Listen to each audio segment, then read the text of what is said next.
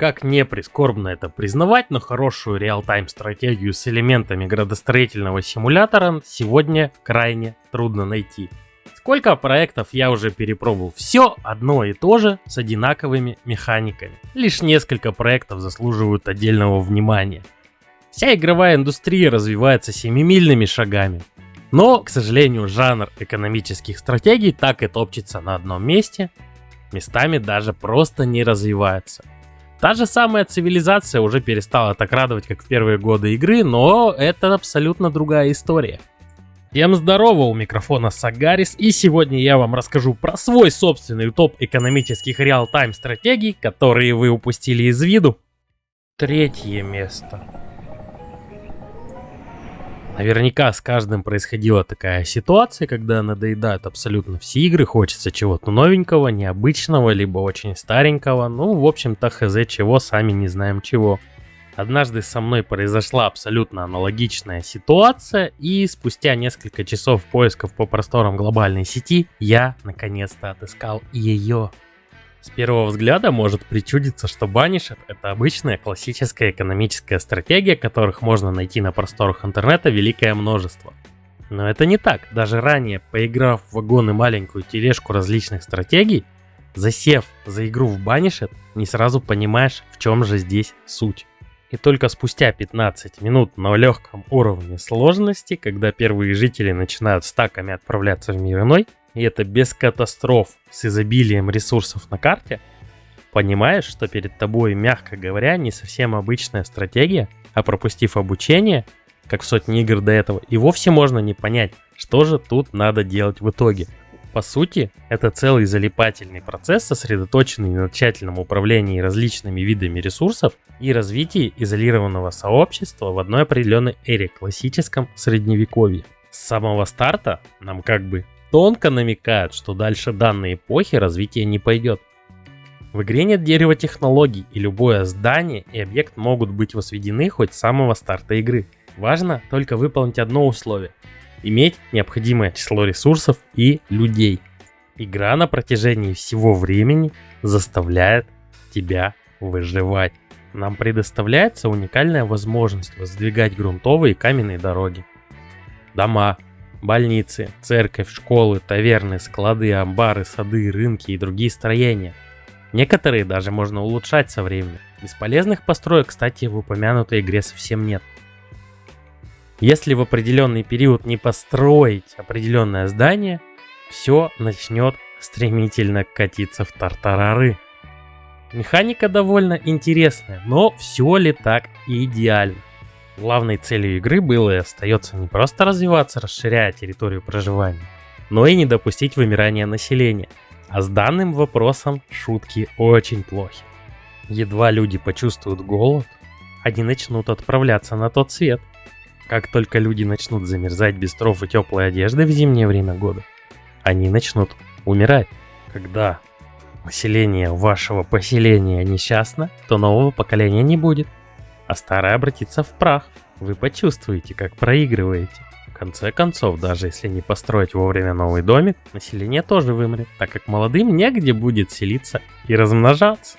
Любая вспышка гриппа, либо какая-нибудь иная болезнь, и городок может в считанные минуты сократиться в численности, если не всецело стать призраком. Если, конечно, у вас не будет пары врачей или десятка знахарей, которые, кстати, тоже могут неожиданно откинуть коньки.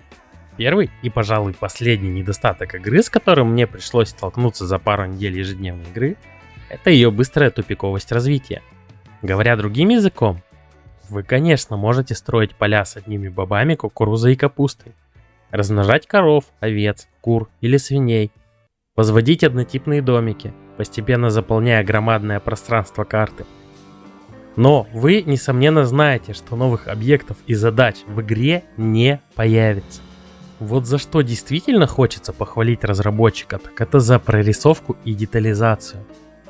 Несмотря на небольшой вес игры, к слову, скачивание и установка заняли меньше 3 минут, картинка очень достойная даже для игровых стандартов 23 года. Конечно, это не новейшие AAA RTS с их потрясающей водой, отражениями, растительностью и тенями. Но все же игра смотрится вполне неплохо. Кроме того, разработчик добавил красивые природные эффекты, и в дополнение ко всему этому прилагается отличная стабильность FPS. Только за то, что у игры нет логического конца и продолжения, и за то, сколько раз подряд она убивала весь мой город, могу дать только 3-е место. 2-е место. Если тебя привлекает сеттинг древней мифологии, то Age of Mythology именно то, во что стоит поиграть. Отстраивайся эпоха за эпохой, развивай простейшее древо технологий, создавай мифических созданий, выбирай, каким богам поклоняться, и откапывай огромного титана. И начинай крошить здания юнитов врага, втаптывая чужие поселения в грязь, сбросив на него сверху метеорит и затопив все нахер. Прости, увлекся. По сути, эпоха мифологии не очень известная игра, но от очень известных разработчиков Age of Empires. Многие механики схожи, но самое крутое — это такой классный сеттинг древних мифов и легенд. Я бы поставил эту игру на 1-е место, но, к сожалению, мощных обновлений не было довольно давно.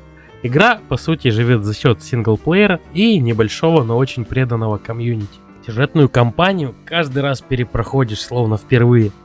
Тем более, пару лет назад игроки получили свежий глоток контента. Разрабы добавили в игру новую расу, китайскую цивилизацию.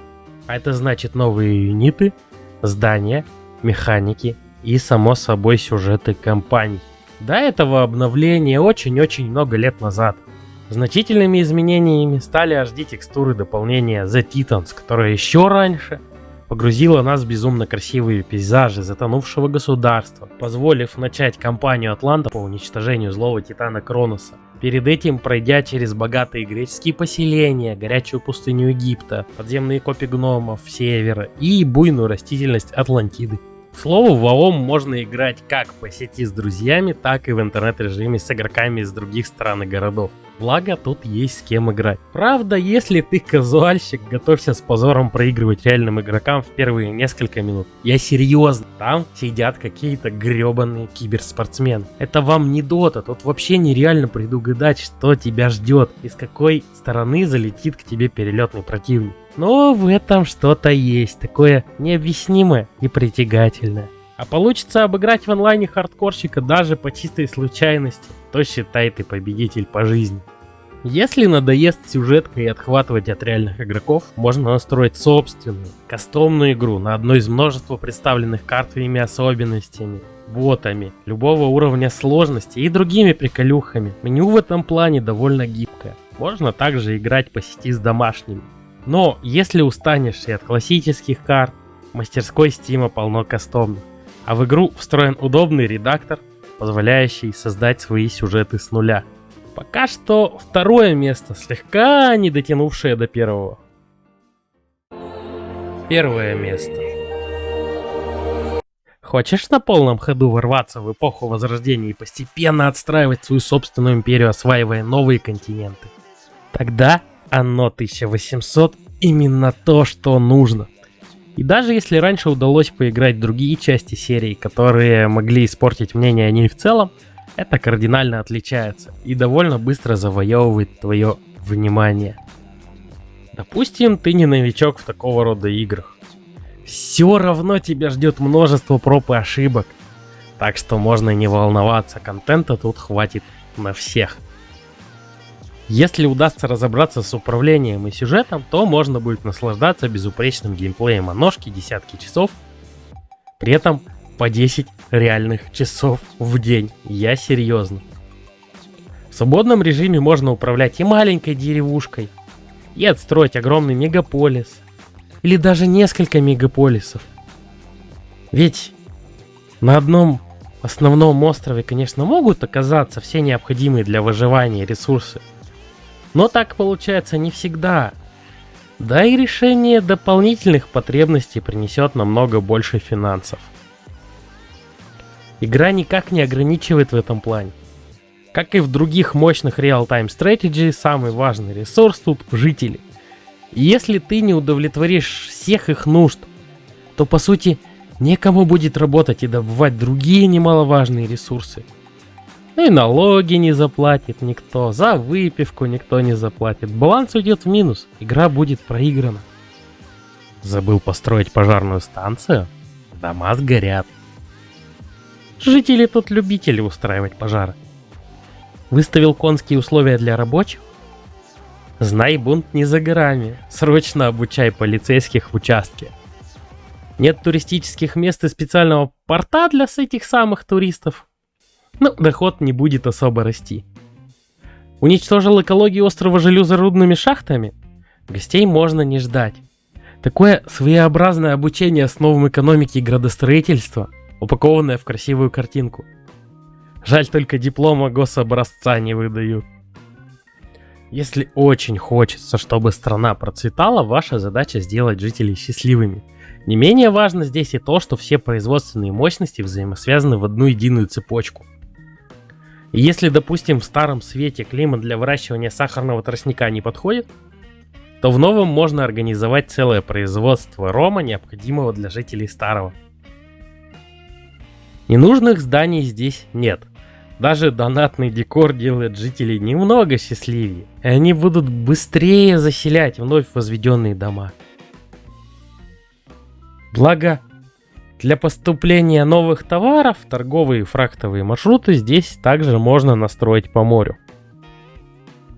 Есть тут и сюжетная кампания с довольно интересными поворотами и механиками, но спойлерить не буду. В эту часть можно с удовольствием играть и в одиночку. Но если вдруг захочется заняться развитием или устроить морские баталии совместно с друзьями или рандомами, то можно поиграть и по интернету. Как только у нас появилась такая шикарная возможность, мы с женой не могли оторваться от этой игры в первые дни после ее покупки, делая редкие перерывы, само собой, на сон и еду. Эта игра буквально заставляет своим многообразием контента играть и играть в нее.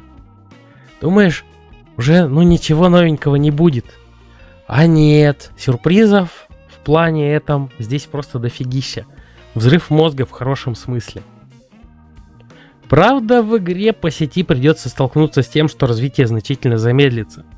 Функционал того же ускорения и замедления времени, который доступен в синглплеере, становится недоступен. Новые континенты можно будет открывать по мере развития и роста городов. Но стоит как следует подготовиться к морским экспедициям, чтобы корабль не вернулся раньше времени, потерпев жесткую неудачу.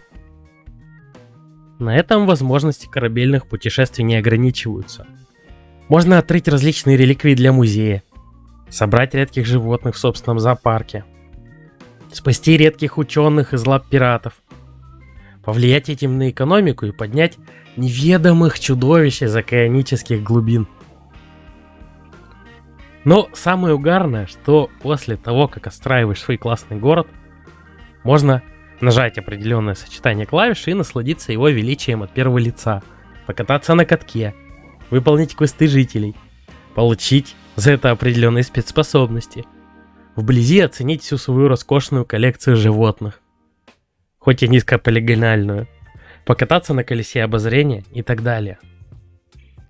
К слову, если станет совсем скучно, можно развлечься и устроить кипиш на острове Союзника, наводя суету в размеренные улочки, запускать салюты, обливать прохожих, гонять на повозках, устраивая импровизированный ренессанский дрифт. Само собой, чтобы получить способности того же пожарного, предварительно придется выполнить несложное задание. Все в том же режиме от первого лица. Оно 1800, прекрасная игра, хотя и с некоторыми недостатками. Из основных можно выделить то, что пока игру, как и обновление к ней, нельзя приобрести в России, но уверен, это не всех остановит. Дополнение можно приобрести за деньги, и несмотря на заслуженную репутацию юбиков, радует то, что здесь в большинстве своем дополнения вменяемые и не такие уж дорогие. Перезарядки оружия за $1 здесь точно не будет. Игра безумно интересная и крайне увлекательная. Заслуженное первое место в моем списке и моем сердечке. Ну что же, на этом все. Спасибо тебе за просмотр. Обязательно пиши в комментариях, какая из игр тебе понравилась больше. Напиши в комментариях также, какую игру бы ты добавил в этот топ. Подписывайся, ставь лайк, заходи еще, Спасибо за просмотр.